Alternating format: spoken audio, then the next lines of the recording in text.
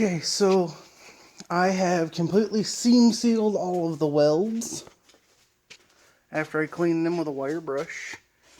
I was going to grind them all down, but then I was like, that's crazy. And I actually have already painted the firewall.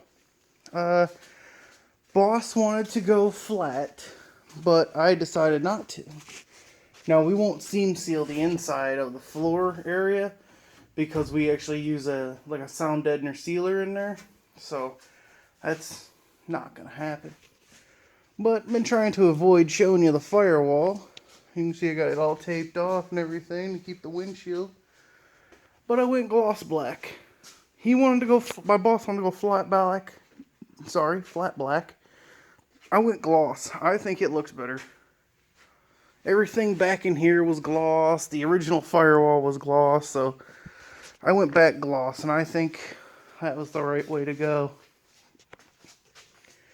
Believe it or not, even though, I didn't grind none of the welds down, after I seam sealed them, they all sort of blended pretty good in. And really, if you look at this, it don't look like it couldn't have been a factory option, A lot of the cars back in the day had weird firewalls, bumped out, bumped in, everything like that. So I think it turned out phenomenal. I will paint like the rest of the stuff. I'll touch it up and everything, but that firewall is killed. It's awesome. And I did leave this edge through here on the top side, this whole part. It is blue, still like the body, but this is all black. Blue, gray. I don't know what color that would be. But I think that's perfect. Alright, so it's now time for the front end to go on. I've already got it sitting up here on jack stands. It's kind of hard to do this with one person, so you gotta finagle everything up on jack stands. I'm gonna have to notch out for the AC right here, the condenser can or whatever it's called. I can't remember right now. Just gonna cut a U, fit it up. Once it's fit, I'm going to probably just leave it like that. But hey.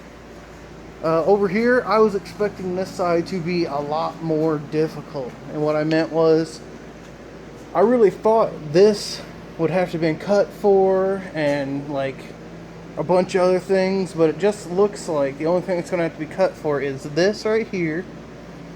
The wires, which I have to figure out exactly how they're going to go. And the shifter cable right there. As far as the brake lines go, you can bend them out of the way. They have play, no big deal. But yeah, it should be pretty quick, and this front end will be on. Today I'm going to be here 5 or 6 hours, so I might have this completely on today. But you can see, judging by the wheel arch right now, even though it's not really on it, this truck has got to be dropped a lot. First thing is, we still don't know what size rims we're going to run, but if we do run 17s and we can get some nice ones and then put some low profile tires on it, that'll bring it down about, I'm going to say 2 inches front and rear, bop, straight down. But it still will need dropped after that. Then it'll only need a 4.4. But so far, still hope we run them 20s and paint them white. But yeah, it's all going to be good as gold today. That's what's stopping me from going backwards, is the power steering lines. Okay. What about this side? Nothing over here. Those are going to have to be bent over this way some more. We'll probably have to cut this off all the way down in order to let the radiator sit in there, which is why the battery's probably going to have to be moved. The radiator's outside. I'll have to check on that, because on this we actually have 2 radiators. We have the AC condenser radiator and then the radiator, so that's going to be interesting. But for now, let's just get it back. In fact, it don't even look like we're gonna have to cut the inner wheel arches here from the original one, which they look like they were already cut. So that's cool. Yeah, this front end's gonna go on pretty easy. Let's see, so we got the 2 bolts on each side over here, right there. I welded them on. I put studs in there, welded them on, so that way I didn't have to fight to try to finagle them through this hole. With that new dashboard, they're kind of blocked. So I'm still going to have to figure out how to get one over in there, unless I drill an access panel through the glove box over here, which no big deal because the glove box will be closed, you'll never see it. But yeah, it's going pretty easy. The front end is right now. Actually, everything's going pretty easy on this one. The last one I did took forever because it was just like never been done before. But it was small truck. Big trucks are easy. Now, usually these front ends take me like a couple of days because there's a ton of cutting. But that's on the 50s model. On the 71, I'm done. It's on. Ooh. Bolted 2 times up here, once through there, once down through there. Now on the original truck it actually followed the line, but it's got the ram under there. Same with this side. Blop. 1 bolt, 1 bolt, and I have the 2, you can see the little frame horn I made for each side to hold it down for now until we make sure it's perfectly where we want it. Then I'll probably either bolt it or weld it, whichever one we want to do. But yeah, another thing I was worried about is the inner fenders flopping. They're not going to, because I'm going to put a self-tapper right in here, and that's the only thing that's going to hold that. And this one's actually even more solid than that side because of the battery box. So yeah, went breezy today. I mean, and look at that wheel is about dead nuts. Actually, I think it is dead nuts. The steering wheel's turned a little bit toward me, so yeah.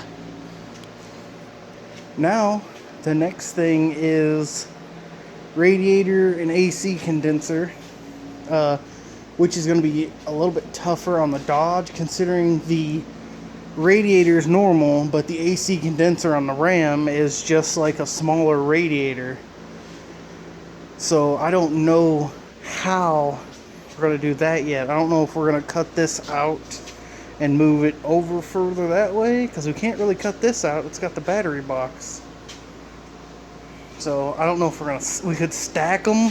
I'm not even sure if we can do that. Let's go over here.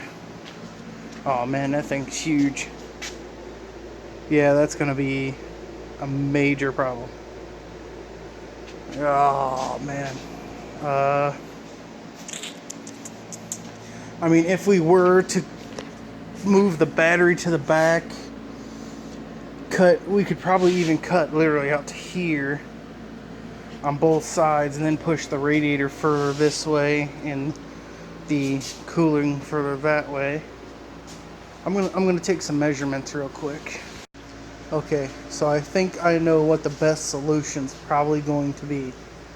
If anybody knows the Rams, they know their radiators are offset and they're actually crooked.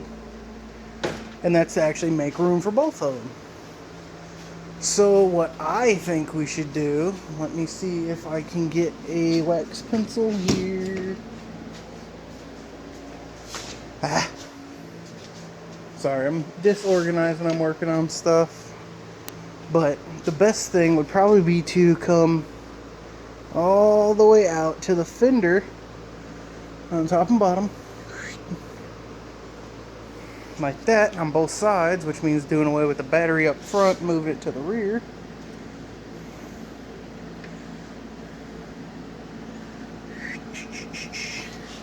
Sorry for my sucky one-hand lines, but you can see now that would open that up and then angle them just like they are on the Ram, you know, go, and that'll allow them both to sit in there, because That's like 14 and an eighth, and this is 28 and a little bit. Okay, but our space from inner fender to inner fender is 40, I think it was 3, which is what both of them end up being. Actually, they're a little bit bigger. But once you cock them like this in here, it actually brings more room in. So that would probably be the first option. The second option would be doing away with the fan on the radiator or the core, the air conditioner condenser freaking thing, and putting it to the front of the radiator, which there's already a ton of stuff there, and then putting big electric fans on it, and doing away with the friggin' fan housing. That would be the only way to stack everything in this hole. Now that would fit in this hole, but I'm pretty sure the condenser is going to hit here. The fans will have to be like, I think these are 8-inch, maybe 10-inch. So it's really going to be a fight for space on that. But we'll see.